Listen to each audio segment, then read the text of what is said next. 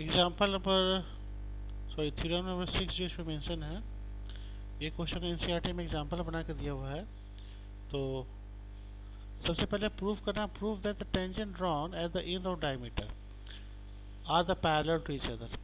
यानी कि देखिए फिगर भी यहाँ पे दिया हुआ है कि अगर हम टेंजेंट ड्रॉ करते हैं तो एंड ऑफ डायमीटर, डायमीटर हमारे पास क्या है, ए बी जो है इसका डायमीटर है।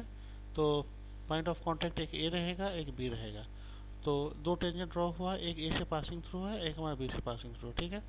ये बोलता है कि अगर टेंजेंट हमारा जो पास हो रहा है, तो पहला टेंजेंट जो ए से पासिंग थ्रू है वो सी ए डी है, और सब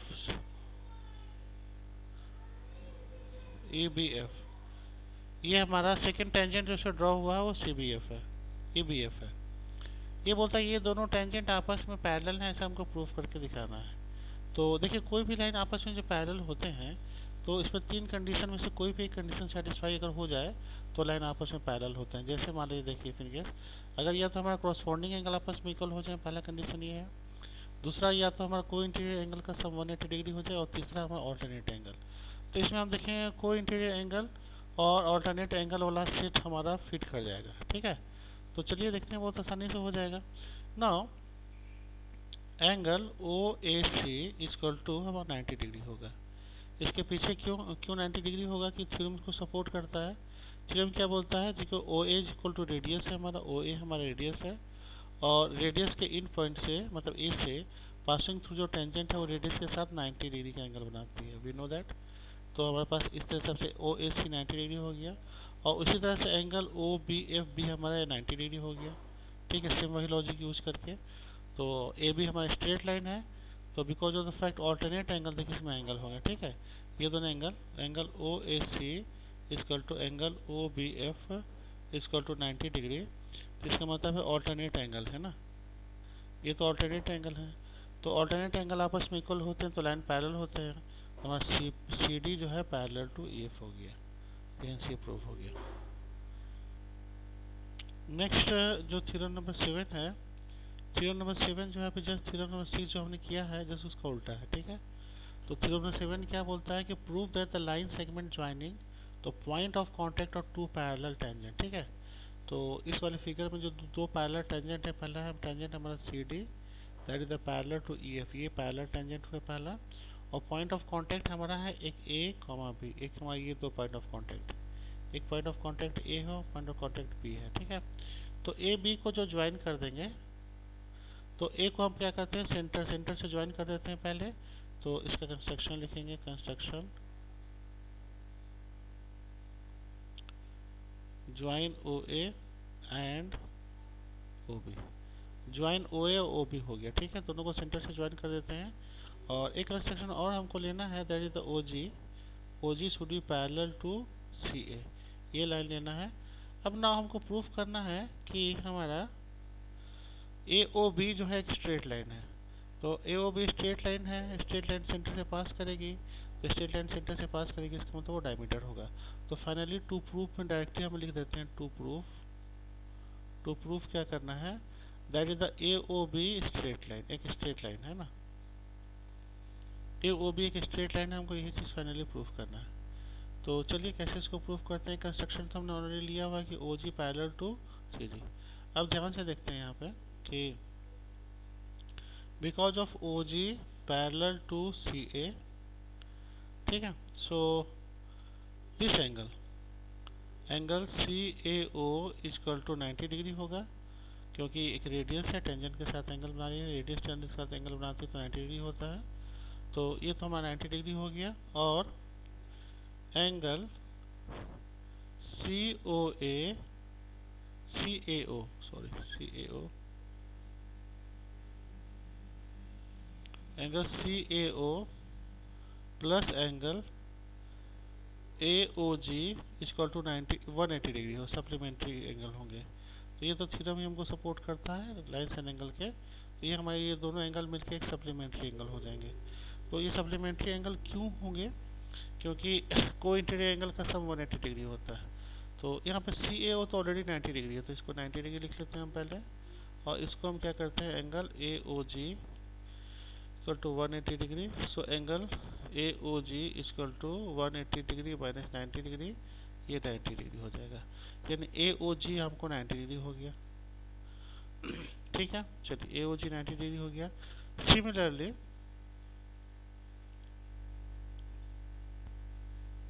यहाँ पे एक चीज़ और देखिए, सिमिलरली यहाँ पे लेंगे सिमिलरली देखिए जियो जो है वो पैरेलल टू हमारा ई बी भी हो जाएगा। ये क्वेश्चन में गिवन है कि सी डी और ई बी, सॉरी क्वेश्चन में सी डी और ई एफ आपस में पैरेलल है ना, और ऑलरेडी कंस्ट्रक्शन में ले चुके हैं जियो पैरेलल टू सी डी, इसका मतलब जियो पैरेलल टू ई बी भी हो गया। तो अगर वही थ्योरम यूज़ करें, हम वही कंसेप्ट यूज़ करें, तो इस वाले केस में हमको जियो जो है पैरेलल टू ई बी हो जाएगा, और एंगल जी ओ बी भी हमारा 90 डिग्री हो जाएगा। ठीक है, तो हमारा एंगल यहाँ पे नोटिस कीजिए, angle G O A plus angle G O B equal to हो गया हमारा 180 डिग्री। ठीक है, तो जी ओ ए और जी ओ बी हमारा 180 डिग्री हो गया। इसका मतलब हमारा लाइन ए ओ बी जो हो गया हमारा वो स्ट्रेट लाइन हो गया, ये हमारा स्ट्रेट लाइन हो गया। ये क्वेश्चन था। नेक्स्ट जो है थ्योरम, वो थ्योरम नंबर 8 है। तो थ्योरम नंबर 8 में हमको क्या करना, prove that angle between the two tangent drawn from external point. तो अकॉर्डिंग टू क्वेश्चन में हमको बोल रहा है कि अगर मान लीजिए कोई सर्कल है और एक एक्सटर्नल पॉइंट से हम दो टेंजेंट ड्रॉ करते हैं, एक टेंजेंट ऐसे होगा हमारा और दूसरा टेंजेंट ऐसे होगा। अगर कोई दो टेंजेंट हमें ड्रॉ करते हैं for external point of the supplementary, तो angle subtended by the line segment joining the point of contact to the centre. तो अगर मान लो यहाँ पी लेते हैं, ये टी हो गया और ये क्यू हो गया, तो इससे सेंटर को ज्वाइन करने वाले जो लाइन है, ठीक है, मतलब ओ से जो टी को ज्वाइन करती है और ओ से जो क्यू को ज्वाइन करती है, ये दोनों लाइन के बारे में बोल रहा है।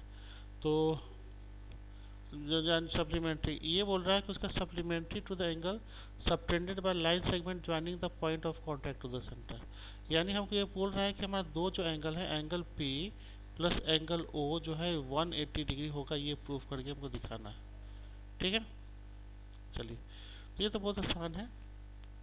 पहला तो हमारे पास है angle O T P equal to angle O Q P, ये दोनों हम 90 डिग्री के होंगे। ठीक है, क्यों 90 डिग्री होंगे, क्योंकि इसके पीछे रीजन है, रेडियस है, वो टेंजेंट के साथ 90 डिग्री एंगल बनाता है। तो पहले 90 डिग्री एंगल होंगे हमारे पास। उसके बाद हमारा जो है क्वाड्रिलेटरल बन गया। कौन सा क्वाड्रिलेटरल बन गया हमारा, क्वाड्रिलेटरल बन गया पी टी ओ क्यू, ये हमारा क्वाड्रिलेटरल बन गया। तो P T O Q quadrilateral बन गया, तो ये एंगल है पी और ये एंगल क्यू ओ। तो रेस्ट ऑफ हमको पता है क्वाड्रिलेटरल में चारों एंगल का सम 180 डिग्री होता है, सॉरी 360 डिग्री होता है। तो angle P plus angle T plus angle O plus angle Q equal to हमारा हो गया 360 डिग्री। तो ये 360 डिग्री हो गया, तो ऑलरेडी हमारे पास एंगल टी ओ क्यू, ये एंगल टी और एंगल क्यू, इन दोनों का समेशन तो ऑलरेडी हमारा 90 है ना। तो angle P plus angle O plus इन दोनों का समेशन 90 डिग्री प्लस 90 डिग्री है, 360 डिग्री हो गया। तो angle P plus angle O हो गया 360 degree minus 180 degree, that is the 180 degree. इससे वहाँ प्रूव हो गया कि ये दोनों एंगल हमारा सप्लीमेंट्री एंगल है। अब आते हैं थ्योरम नंबर 9 पे। इसमें बोल रहा proof that there is one and only one tangent at a point of the circumference of the circle. सिर्फ एक ही टेंजेंट होगा, एक से ज़्यादा टेंजेंट नहीं होंगे। तो ऐसा करते हैं कि एक सर्किल हम ड्रॉ करते हैं और एक ही पॉइंट पे हम क्या करते हैं, अपने आप को दो टेंजेंट ड्रॉ कर लेते हैं ना। तो ये जो है थ्योरी ऑफ निगेशन से प्रूफ होगा। ठीक है, पॉइंट ऑफ कांटेक्ट को ए लेते हैं, सेंटर ओ है और ये हमारा पॉइंट पी है और ये पॉइंट पी डैश है। तो let P A is tangent and P dash A is also tangent, और इन दोनों में हमारे पास जो पॉइंट ऑफ कांटेक्ट है वो ए रखेंगे। ठीक है, तो इसमें हमारे पास आएगा पॉइंट ऑफ कांटेक्ट जो आएगा हमारा कांटेक्ट आएगा वो ए आएगा। ठीक है, अब देखिए ध्यान से, जो हमारे पास थ्योरम अवेलेबल है उसके हिसाब से जो एंगल बनेगा, angle P A O equal to 90 degree होगा, और the same time angle P dash A O ये भी हमारा 90 डिग्री होगा। तो ये कैसे पॉसिबल है कि पी ए ओ और पी डैश ए ओ दोनों 90 डिग्री हो जाए? तो बस ये तो सिचुएशन, एक ही सिचुएशन में पॉसिबल हो सकता है कि P and P dash coincide each other. Coincide का मतलब है कि दो are both are the same point. ठीक है, तो यहाँ तो या तो दोनों एक दूसरे पे ज्वाइन करके बिल्कुल सेम एक ही पॉइंट हो, और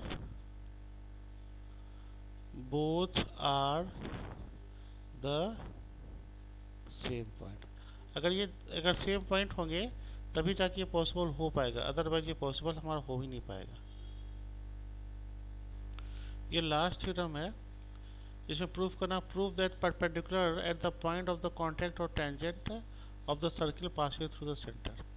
यानी कहने का मतलब है कि जैसे इस वाले केस में P है पॉइंट ऑफ कांटेक्ट है, और हमारा TP कोई हमारा टेंजेंट है, तो टेंजेंट से परपेंडिकुलर अगर ड्रॉ करेंगे तो वो सेंटर से ही पास होके जाएगा। ठीक है, ऐसा हमको प्रूफ करके बताना है हमको। तो चलिए स्टार्ट करते हैं। सबसे पहले कि 90 डिग्री नाउ, तो इसमें देखिए कुछ एजम्पशंस लेते हैं। पहला तो हम क्या करते हैं कि लेट